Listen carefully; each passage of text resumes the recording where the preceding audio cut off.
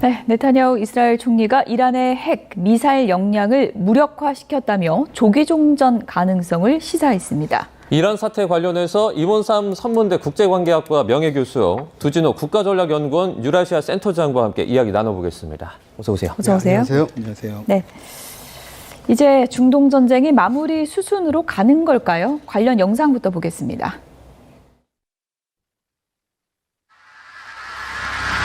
불길이 쉴 새 없이 뿜어져 나옵니다. 이스라엘이 세계 최대 규모의 가스전 사우스 파르스를 폭격했습니다. 이스라엘 수도 텔아비브에 또다시 날아든 이란 미사일, 탄도 하나에서 수십 개 자탄이 살포되는 집속탄 공격이 이어졌습니다. 트럼프 미국 대통령은 이란 가스전에 대한 공격을 사전에 전혀 몰랐다고 밝혔습니다. Israel acted alone against the Syria gas company. Fact number two, President Trump asked us to hold off on future attacks in the Holy Land. לאיראן אין היום אפשרות להעשיר אורניום ואין לה אפשרות לייצר טילים בליסטיים. אנחנו ממשיכים בריסוק היכולות הללו. 네타냐후 총리는 이런 공격으로 전쟁이 예상보다 빨리 끝날 수 있다고 전망했습니다.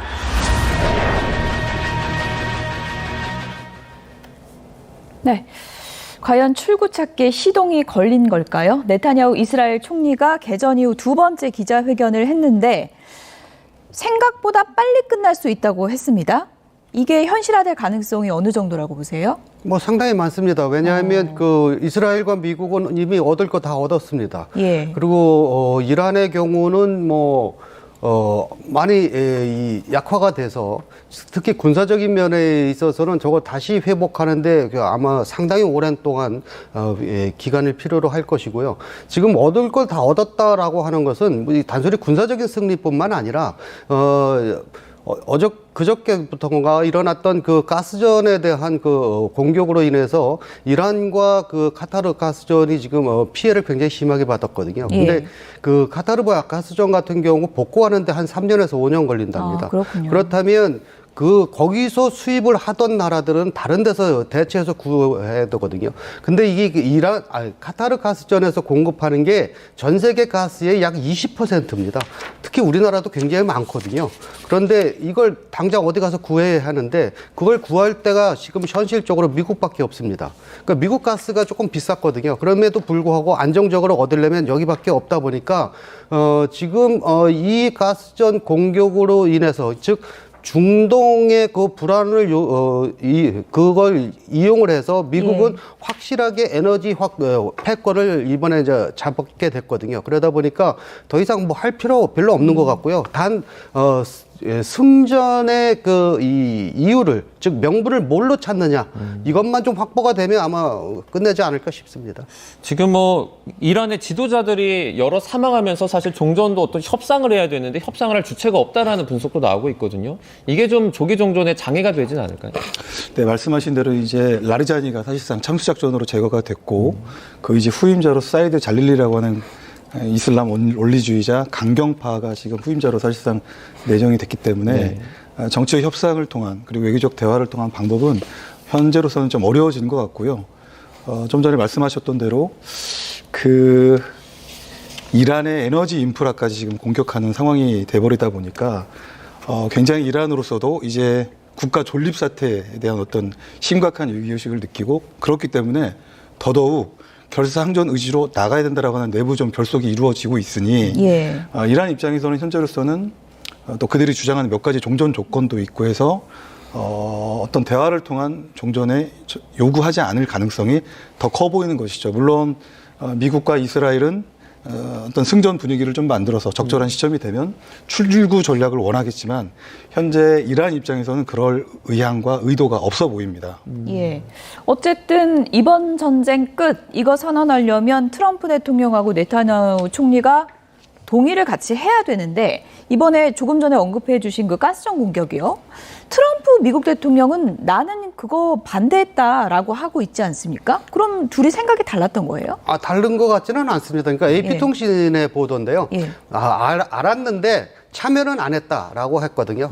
이게 무슨 소리냐면 알았는데 막지는 않았다는 뜻입니다. 암묵적 승인입니다. 그냥 예. 내버려뒀다는 뜻이죠. 예. 그러니까 공격을 하게 되면 자신들한테 들어올 이익이 눈에 보이거든요. 그러니까 지금 이 공격으로 인해서 미국은 에너지 패권을 확실하게 틀어잡았는데 예. 그게 이제 세 가지 면입니다. 그러니까 중동을 지치고 안정적인 공급처가 됐다라고 하는 거거든요. 그러니까 중동은 지금 계속 이렇게 불안하게 되면 아무리 싸도 여기서 장기 계약을 하지 않습니다. 우리도 지금 카타르와 장기 계약이 20년씩 돼 있는데 예. 그 카타르가 지금 불가항력을 선언했어요. 최대 5년까지 그럴 수 있다는 거죠. 예, 그러니까 이게 지금 수리 기간이 3년에서 5년이거든요. 그러니까 대개 한 17% 정도 파괴가 됐다라고 하는데, 그러니까 뭐 일부는 수출을 하겠지만 이제 완전히 복구하는 데는 시간이 좀 걸리는 모양입니다. 그렇다면 아무래도 우리나라도 여기서 수입하는 게 이제 적어질 것이고 예. 그 적어진 만큼 다른 데서 사와야 되는데 대개 그 LNG는 수출하는 데가 크게 세 군데거든요. 이쪽 중동하고 특히 중동 안에서도 이 카타르하고 그다음에 호주, 그다음에 일본입니다. 그러니까 현실적으로 빠르게 할 수 있는 이런 일본에서 해야 되고 그다음에 이 미국은 이걸 통해서 유럽과 아시아를 이렇게 아우르는 이런 이 에너지 지배력을 확실하게 가졌거든요. 예. 이건 동맹국뿐만 아니라 적대국도 모두 통제하는 게 가능합니다. 그러니까 유럽도 지금 우크라 전쟁 때문에 러시아로부터 가스를 못 받아서 이 카타르에서 굉장히 많이 사기 시작을 했었거든요.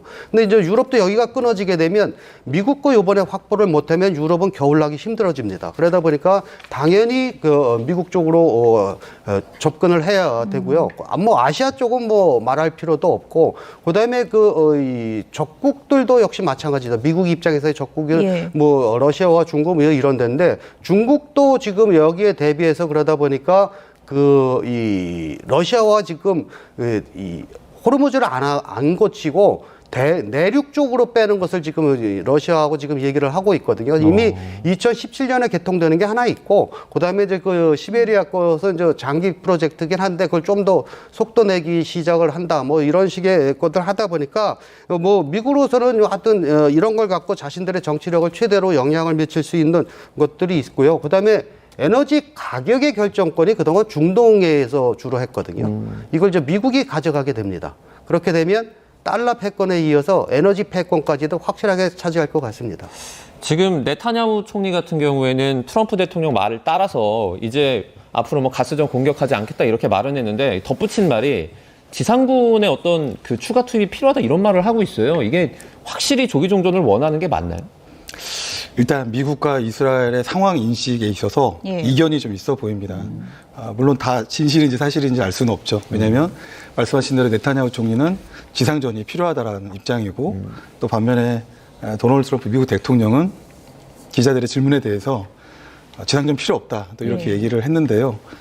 사실은 이스라엘의 지상전이 필요하다라고 네타냐후 총리가 아마 이렇게 강조를 한 부분은 현재와 같은 해군 공군력만으로 전쟁 목표를 달성하는데 일부 한계가 있기 때문에 일부 지상군이 들어가서 이란의 핵 WMD 그러니까 농축 우라늄을 확보한다든지 그리고 그 농축 우라늄을 개발시키는 과학자들, 기술자들의 능력과 지식을 동결하는 이런 작업들이 있을 때라야지만이 확실히 이란으로부터 오는 근본적인 위협을 제거할 수 있는 겁니다.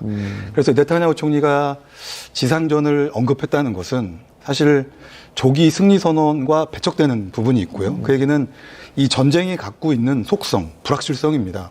아무리 지금 주도권을 잡고 있다 하더라도 또 이란에 숨겨진 무기들이 어떠한 상태인지를 알 수 없기 때문에 이참에 공중 그리고 해상 우위를 주도권을 장악한 이 상황에서 지상군까지 투입시키고 그것은 이스라엘 지상군뿐만 아니고 사실상 연합작전을 하고 있는 미국의 지상군 그러니까 뭐 지상군 아무 지상군이나 들어갈 수 없고요. 좀 전에 말씀드렸던 핵 WMD 제거 작전을 할 수 있는 그런 임무에 특화된 미국의 합동특수정사령부의 델타 포스나 최소한 공수부대 정도, 뭐 82 공수사단과 같은 이런 특수부대들이 들어가서 그러한 이란의 핵 남아있는 능력들을 동결시켜야지만이 일정한 전쟁 목표를 달성할 수 있기 때문에 아마 그런 측면을 네타냐후 총리가 언급을 한 걸로 이렇게 보입니다. 네. 트럼프 대통령도 네타냐후 총리도 우리가 이겼다. 둘 다 그렇게 얘기하고 있긴 한데 지금 속내는 어떻습니까? 둘이 좀 셈법이 다릅니까? 아니면 지금 생각이 완전히 같습니까? 좀 다르겠죠. 아무래도 예, 어떤 부분에서 다를까요? 이스라엘의 입장에서는 예. 이번 기회에 자신들의 안보에 위협이 되는 걸 확실하게 없애겠다는 겁니다. 그러니까 국경을 마주보고 있는 히즈볼라가 제일 우선적이었었거든요. 예. 그리고 이제 그 뒤에서 봐주고 있는 이란인데 이미 하마스는 많이 괴멸이 됐고, 근데 지금 히즈볼라는 뭐 아직까지는 그렇게까지 많이 괴멸되지는 않았고, 뭐 완전히 괴멸되지도 않을 겁니다. 왜냐하면 이미 이스라엘은 몇 번에 걸쳐서 공격은 했지만 그때마다 더 강경한 세력들이 나와서 더 보강이 되고 그랬었거든요. 근데 이제 그 뒷배를 봐주고 있는 이란을 확실하게 없애겠다라고 해서 이 강경 보수파들이 최고 지도자로 들어오는 것을 온건파로 바꾸려고 굉장히 노력을 했는데, 물론 그거보다 더 체제를 아예 바꿔버리려고 했는데 지금 공격을 하면서 보니까 체제가 바뀔 것 같지는 않고, 그러니까 이제 온건파라도 세워보자. 그래서 이란 내부에서의 어떤 그 봉기나 이런 걸 자꾸 유도하고 이런 건데, 예. 미국의 입장에서는 단지 거기에 국한되지 않습니다. 좀 더 세계적인 관점을 보기 때문에, 그러니까 이 군사적인 면뿐만 아니라 이런 에너지 패권을 쥐어야지만 동맹국뿐 아니라 적성 국가들도 자신들의 이 어떤 세계 질서에 좀 동참할 수 있게 할 수 있거든요. 예. 그 그림이 이게 지금 어느 정도 됐습니다. 그러니까 이제 하나 조금 확실하지 않은 것은, 그러니까 트럼프 대통령이 이걸 전쟁 초기 때부터 계획하고 했는지 안 했는지는 정확히 모르겠는데 예. 결과를 보면 지금 그렇게 됐습니다. 그래서 이 결과 때문에 지금 가장 심하게 변할 때가 걸프 산유국들이에요. 걸프 산유국들은 지금 대부분 2030이라고 해서, 그러니까 2030년대까지 해서 경제 체제를 완전히 바꾸는 전략을 쓰고 있었거든요. 예. 그것은 이제 석유 수요가 점점 줄고 뭐 이렇게 전기 자동차 이런 것들이 많이 나고 이제 대체 에너지가 발전하고 뭐 이러니까 그거에 대비해서 했거든요. 그래서 지금 사우디의 네옴시티 건설이나 이런 게 다 그거의 일환인데, 특히 두바이 같은 데는 뭐 그래서 이제 금융, 관광, 그다음에 그 우주 산업 뭐 이런 걸로 특화돼서 이제 점점 발달하기 시작했는데, 이게 이렇게 안보가 불안하게 되면 관광과 금융은 직격탄입니다. 벌써 두바이는 자금이 빠져나가기 시작했거든요. 그러면 이 계획 수정 자체를 바꿔야 됩니다. 그렇다면 아랍 국가들의 얘기를 하더라도 여기에 진출하려고 하는 한국도 계획을 다시 짜야 됩니다. 지금 우리는 건설을 비롯해서 이런 이 경제 협력이 이쪽과 굉장히 많거든요. 예. 그러니까 이제 이런 것들을 장기적인 관점에서 어떻게 수정을 해야 되는지를 아마 좀 빨리 좀 이렇게 다시 봐야 될 것 같은 생각이 듭니다. 네, 이번에 그 중동 사태 좀 초반으로 돌아가서 이번에 조켄트 그 미국 국가대테러센터 국장 있지 않습니까? 트럼프 대통령이 이제 이스라엘에게 왜곡된 정보를 받아서 이 전쟁을 시작했다라고 말했는데, 이스라엘은 트럼프 대통령이 누구 말을 그렇게 들을 사람이냐 이렇게 반박을 했어요. 누구 말이 맞는 겁니까? 굉장히 이란의 임박한 핵 위협에 대한 평가를 두고 미국의 정보 조직이 되겠죠.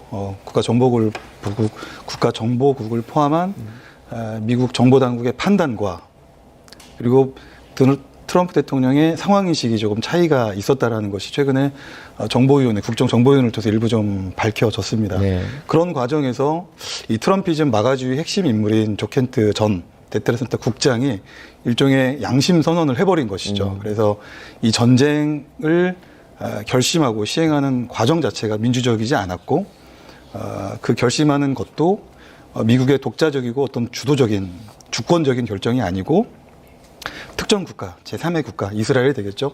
이스라엘의 로비를 통해서 외부로부터 강요된 결정이다라는 취지의 이 발언을 하면서, 이게 지금 미 국내는 물론이고요, 전 세계적으로 상당한 좀 정치적 파급력을 이렇게 좀 가져오는 게 아닌가 싶습니다. 왜냐하면 미 정보 당국의 평가만 기초한다면 이란에 임박한 핵 위협은 없습니다. 그렇기 때문에 전쟁을 해낼 필요성은 없는 것이죠. 그런데 전쟁을 해버린 것이죠. 그리고 이렇게 글로벌 상황이 불확실성으로 빠져들었기 때문에 지금 이 시간에도 미국은 명분 없는 전쟁을 하고 있는 것과 다름이 없다는 겁니다. 그래서 미 정보당국 혹은 조켄트 전 대테러 국장이나 혹은 전쟁을 결정하고 시행하고 있는 전쟁 지도부의 장인 트럼프 대통령 누군가는 누군가는 참여 주장을 하고 있다라고 볼 수 있을 것 같습니다. 뭐 말씀하신 객관적인 그런 정보만 놓고 보면은 오늘 뭐 네타냐후 총리도 이란의 핵 능력이 완전히 상실됐다. 트럼프 미국 대통령도 연일 그 부분을 강조하고 있는데 어떻게 보면 그냥 뭐 표화에 불과한 겁니까? 맞습니다. 어떻게 봐야 됩니까? 예. 100% 다 알 수는 없습니다. 그리고 미국과 이스라엘이 연합작전을 통해서 이란에 숨겨져 있는 다양한 핵 WMD 시설들, 관련된 시설들, 인프라들을 아주 집요하게 공격은 하고 있지만 그것이 100% 제거됐다라고 확신할 수 있는 근거를 제시하지 못하는 것이거든요. 그렇게 하기 위해서는, 그러니까 전쟁 목표를 완전하게 달성하기 위해서는 네타냐후 총리 주장처럼 지상군 투입은 불가피한 측면이 있다는 거죠.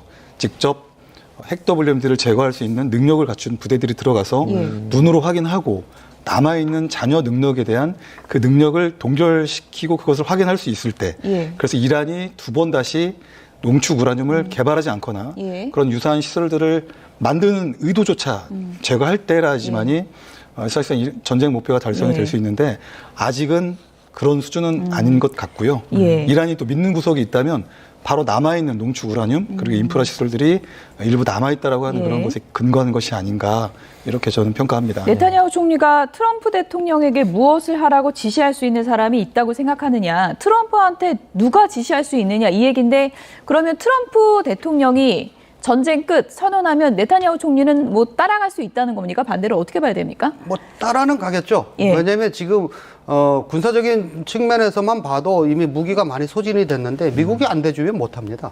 그러니까 그건 어느 정도 뭐 마음에 안 들어도 할 수는 있는데 문제는 이제 이게 이렇게 대규모의 어떤 타격을 하는 큰 전쟁은 얼마 안 가서 끝이 나겠지만, 그렇다고 전쟁이 완전히 끝나냐면 그거 아니거든요. 그냥 소규모 전투나 게릴라전은 향후 한 수십 년 또 이어질 겁니다. 그러니까 그때마다 누가 고통을 받느냐는 거죠. 뭐 거기 있는 민간인들은 말할 것도 없지만 그 주변의 아랍 국가 내지는 이제 유럽은 계속적으로 이 사회 불안이 이제 지속이 될 거거든요. 지금 유럽이 두려워하는 것도 아랍 쪽도 마찬가지인데 이 이란 체제가 완전히 무너지는 것은 원하지 않습니다. 그러니까 이 전쟁이 안 일어났으면 좋았지만 일어난 바에는 그냥 이란의 군부가 현저하게 약화가 돼서 당분간 군사적인 도발을 못하게끔 하는 거, 거기까지만 원합니다. 그리고 체제가 전복이 되면 권력의 공백이 생기기 때문에 그러면 또 잘못하면 이게 내전으로 흘러가거든요. 이란은 지금 그 내부가 굉장히 분열이 돼 있어서 그럴 가능성이 굉장히 농후합니다. 그렇게 되면 대량의 난민 사태가 일어나거든요. 그러니까 가장 최근의 것만 봐도 시리아가 내전 사태가 일어났을 때 대규모 난민 사태가 일어나고 다 유럽으로 넘어가는 바람에 유럽이 굉장히 고통을 받았거든요. 이란 똑같이 그렇게 될 겁니다. 근데 그 규모가 훨씬 큽니다. 시리아는 인구가 기껏해야 한 2천만 좀 넘는데 여기 인구 9천만이에요. 9천만 명이 넘어가기 시작하면 그 주변의 아랍 국가들이나 유럽은 경제적으로나 사회적으로 감당하기 굉장히 힘들 거거든요. 그러다 보니까 어떻게 해서든지 이 체제가 어느 정도 좀 유지되고 그러면서 이란 내부에서 스스로 좀 해결되기를 바라는데, 그 이란의 내부 상황은 누구도 예측하기가 좀 힘들어서 지금은 전시 상황이라 보수파들이 뭉쳐져 있지만 이 큰 전쟁이 끝나면 바로 내부 불만이 폭발할 거거든요. 그렇게 되면 어떻게 흘러갈지는 아직 잘 모르겠습니다. 그 교수님이 보셨을 때 지금 상황에서, 그러니까 네타냐후는 이 전쟁이 조기 종료되는 게 더 유리합니까? 아니면 그렇지 않다고 판단합니까? 네타냐후도 끝나는 게 좋을 겁니다. 왜냐하면 계속 해봐야 들어가는 대비, 그러니까 경제적인 그런 투자 금액보다 얻는 게 그렇게 많지는 않을 겁니다. 이미 큰 군사 시설은 다 제거가 됐고 남은 게 지금 그 히즈볼라 쪽인데, 그 히즈볼라 2기에 없애기 위해서 지금 레바논의 수도까지 지금 민간인 지역까지 아파트까지 다 공격을 하고 있는데, 그렇다고 해서 그 레바논의 모든 것을 다 히즈볼라를 골라낼 수 있냐면 그렇지 않거든요. 그러다 보니까 아마 적당한 선에서 휴전하려고 할 겁니다. 그 부분은 뭐 여러 시각이 또 있는 것 같은데, 이스라엘 내부에서 네타냐후 총리가 정치적 입지가 불안불안했는데 이번 전쟁 치르면서 탄탄해졌기 때문에 조금 더 가길 원할 거다, 이런 시각도 있거든요. 안타깝게도 말씀하신 이 전쟁이 정치 하나의 수단으로 활용되는 측면도 있죠.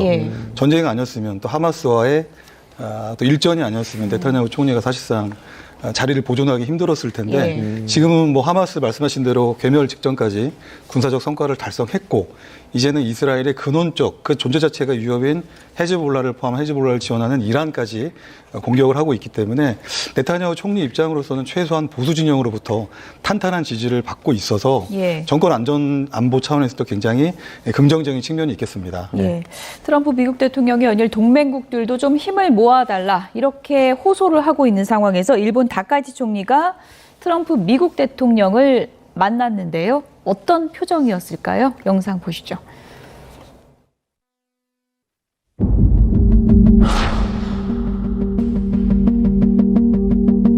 Look, I expect Japan to step up because, we have that kind of relationship, and we step up for Japan. We have 45,000 soldiers in Japan. We spend a lot of money on Japan.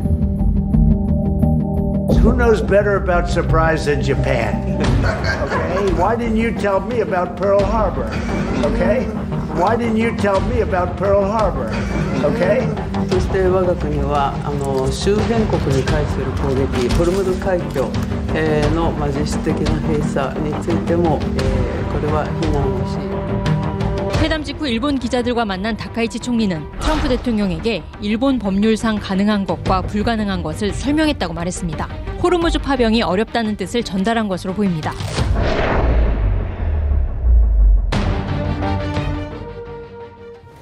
그야말로 면전에서 대놓고 압박한 트럼프 미국 대통령인데 다카이치 총리 표정이 모든 걸 말해주는 것 같아요. 곤혹스럽지만 대답은 해야 되고 그러니까 일본의 입장에서는 그냥 거액을 투자함으로 해서 트럼프의 환심을 사겠다라고 하는 거고 트럼프는 또 이걸 통해서 동맹국들이 우리를 지지했다라고 하는 명분으로 지금 가는 거거든요. 어차피 트럼프도 뭐 군대를 보낼 거라고 기대하지는 않았을 겁니다. 그러니까 이미 총리가 가기 전에 계속 국내법상 뭐 군인이 안 된다 뭐 이런 것들은 계속 흘리고 좀 있었고 그러다 보니까 경제적인 선물을 준 건데 이 경제적인 선물이 굉장히 큽니다. 그러니까 108조 원을 투자를 하겠다라고 했고 그런데 이제 주로 에너지 분야가 많습니다. 여기 일본도 지금 뭐 아무데나 투자하는 것은 아니고 지금 에너지 판도가 변하고 있다는 것을 굉장히 빠르게 지금 이 대처를 하고 있는 그런 상황들인데 그러니까 소형 모듈 원자력이라든지 아니면 그 천연가스 발전소를 증축한다든지 그다음에 심해 원유를 뽑아내는 문제가 있는데 그런 거에 투자를 하겠다라고 하는데 이거 다 에너지와 관계된 것들이거든요. 그러면 이제 트럼프는 경제 이런 투자를 해서 이제 이런 것들이 이제 동맹국으로서 이제 우리를 이제 밀어주고 있다 뭐 이런 식으로 이제 과시를 하게 되는데 이제 안보 분야는 뭐 조건부로 한 겁니다. 그러니까 법적으로는 안 되지만 뭐 이게 가능한 부분에서 최대한 이렇게 노력을 해보겠다 뭐 이런 거거든요. 그러니까 나중에 뭐 소행 같은 걸 보내서 뭐 그런 거는 이제 종전 후에 하겠다 뭐 이런 걸 암시하는 것 같은데 그러다 보니까 이제 트럼프는 굉장히 극찬을 하는 거죠. 또 그러니까 일본이 이렇게 적극적으로 나토와는 다르다. 그러니까 나토를 계속 지금 비난하고 있거든요. 지금 일본이 가져간 답안지를 만족스러워하는 겁니까? 예, 그러니까 속으로는 모르겠는데 겉으로는 그렇습니다. 이게 굉장히 만족감을 표시하면서 적극적으로 이렇게 추켜 세우고 이러면서 사실은 이게 한국에 대한 압박입니다.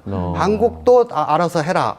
이 정도 투자하거나 뭘 안 하면 뭐 좀 그럴 나토처럼 이렇게 될 수도 있다. 뭐 이런 건데 지금 나토가 곤란해진 것은 가스전을 공격하기 전까지만 해도 그냥 명분도 없는 전쟁, 이건 우리 전쟁 아니다라고 했는데 이 가스전 공격하고 나서부터 상황의 판도가 바뀐 겁니다.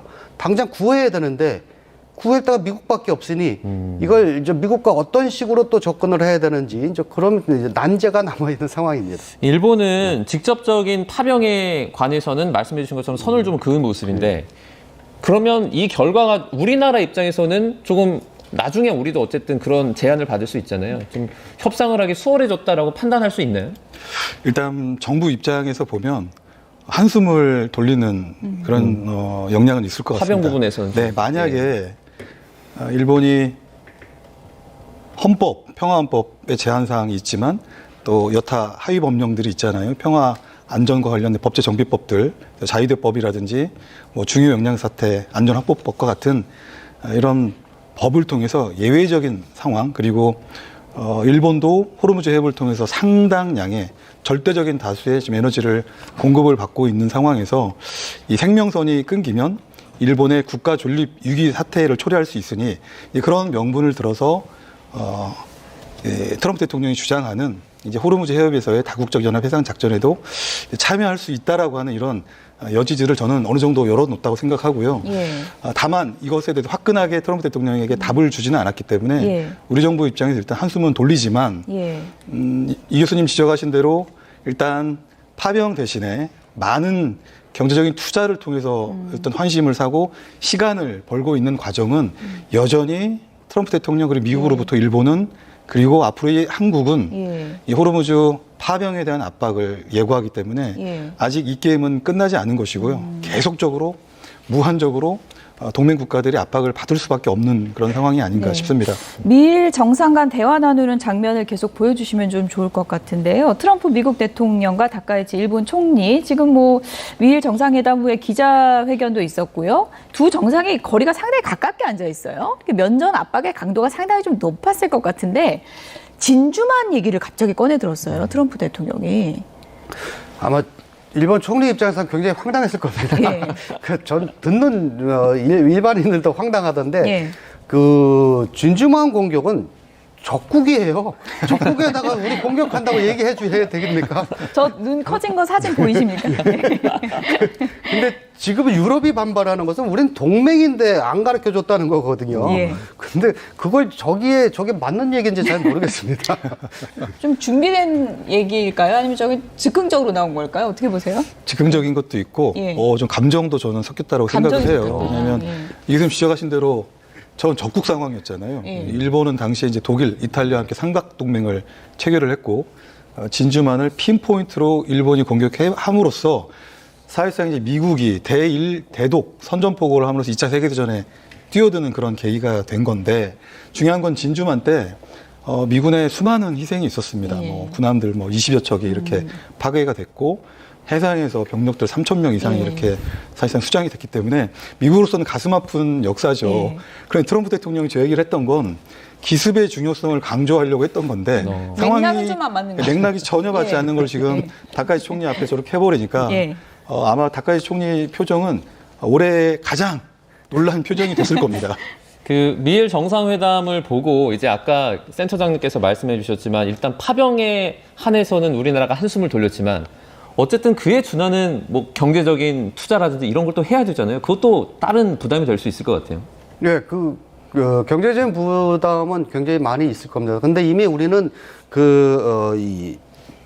미국의 LNG하고 셰일 오일을 사기 위해서 그 특별법을 3월 16일 날 통과를 시켰습니다. 그러니까 이미 저번에 미국하고 협상을 할 때 얘기했던 부분이거든요. 그리고 향후 4년간 1,350조 원을 투자를 하겠다라고 했었는데 이것은 그 당시로서는 뭐 이게 너무 과한 투자 아니냐라고 생각을 했는데 네. 지금 에너지 판도가 이렇게 바뀌고 나서는 오히려 잘 됐다라고 하는 그런 이제 전환도 좀 되고 있고요.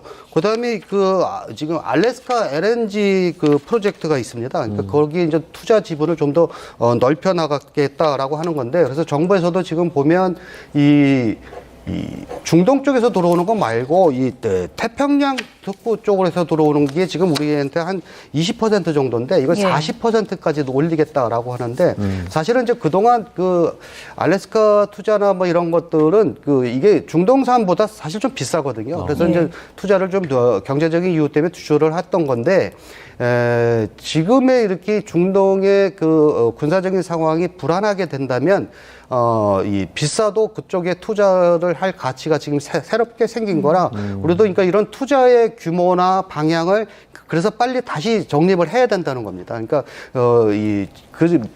이 전쟁 전에 세웠던 것은 이 중동 쪽이 그나마 안전했고 에너지를 들여오는데 문제가 없었을 때 한 얘기니까 예. 지금 이후부터는 조금 전략을 빨리 바꿔서 좀 수정을 해야 될 거라고 생각을 합니다. 어쨌든 지금 트럼프 미국 대통령이 제일 원하는 건 호르무즈 해협 상황 해결되는 거고 네. 거기 봉쇄가 사실상 지금 봉쇄인데 좀 풀리는 걸 텐데 이란에서 호르무즈 해협 통행세 부과를 또 검토하고 내부적으로 있다고 하더라고요. 이런 분위기를 보면은 뭐 기뢰 설치라든지 이런 대안보단 다른 쪽을 생각하고 있다 이렇게 봐도 되는 겁니까? 병행하고 있다라고 저는 병행하고 생각을 있다. 합니다. 예. 지금 이 전쟁이 보면 군대가 동원이 돼서 싸우는 것도 있지만 지역의 에너지 시설을 공격을 함으로써 경제 쇼크를 유발해서 그야말로 가용한 모든 정책 수단을 동원해서 자국에 유리한 지금 효과를 유도하고 있는 측면이 있다는 거죠. 그래서 이란은 정확하게 기뢰 몇 발을 실제 그 어떤 폭약이 탑재된 기뢰를 설치했는지 안 했는지 정확히 알 수는 없습니다만 어쨌든 호르무즈 해협에 대한 위협을 제공해야 되기 때문에 기뢰가 일정 부분 저는 들어가 있는 걸로 평가를 하고 그와 동시에 통행세까지 같이 함으로써 호르무즈 해협을 통과하는 그것이 에너지가 공급되는 국가들로 하여금 계속 압박을 주고 또 미국과는 약간의 거리를 두게 하고 또 미국은 아메리카 펄스가 아니고 아메리카 언론이라고 하는 미국의 고립을 강요하고 그럼으로써 이 전쟁의 정당성을 깎아내리기 위한 그런 조치들을 지금 시행을 하고 있는 겁니다. 저희가 뉴스 초반에 또 전해드린 소식인데 뭐 영국, 프랑스, 일본 등 이렇게 7개 국가가 호르무즈 해협에서 안전한 어떤 그 항로를 확보하기 위해서 행동에 나설 수 있다 이렇게 밝히기도 했거든요. 구체적으로 어떻게 좀 할 수 있을까요? 근데 그게 그 안에 그걸 하려면 사실은 핵심은 군사적인 행동을 어떻게 하겠다가 있어야 되는데 그 부분이 없더라고요. 군함 얘기는 없더라고요. 그러니까 군사적으로 어떻게 하겠다는 게 없다 보니까 그냥 원론적인 얘기를 하고 그다음에 이제 이란을 좀 다 달래서 왜냐하면 이 전쟁이 끝나면 이란도 어차피 이란이 지금 미국이나 이스라엘에 대항을 수십 년간 했는데 이때마다 발목을 잡는 게 뭐였냐면 경제예요. 그러니까 미국의 제재를 1979년도 이후서부터 계속 제재를 받고 있었기 때문에 경제가 정말 어렵거든요. 그러다 보니까 이 경제를 살릴 수 있는 방법이 그나마 이란에서는 이 원유와 가스였는데 근데 이 원유와 가스도 군사적으로 굉장히 취약한 게 한 군데 몰려 있어요. 가스 한 군데, 원유 한 군데, 요번에서 봤듯이. 그러다 보니까 타격하기가 아주 쉽거든요. 그러니까 이걸, 이란이 언제까지 그걸 극복하고 전쟁을 한다도 불가능하거든요. 그러다 보니까, 이란으로서도, 지금, 유럽의 각국의 나라들이 사실은 물밑에서 지금 이 협상을 하기 위한 작업들을 많이 하거든요. 이제 그거에 일환으로 이제 서서히 이제 아마 표면상에 띄우는 것 같습니다. 그래서 이제 좀 더 이란도 참여를 할 수 있게 마음에 안 드는 척 하면서 아마 참여할 수밖에 없는 상황으로 가는 것 같습니다. 네. 알겠습니다. 오늘 중동 사태 관련해서 이원삼 선문대 국제관계학과 명예교수 그리고 두진호 국가전략연구원 유라시아 센터장과 함께 자세하게 이야기 나눠봤습니다. 고맙습니다. 고맙습니다.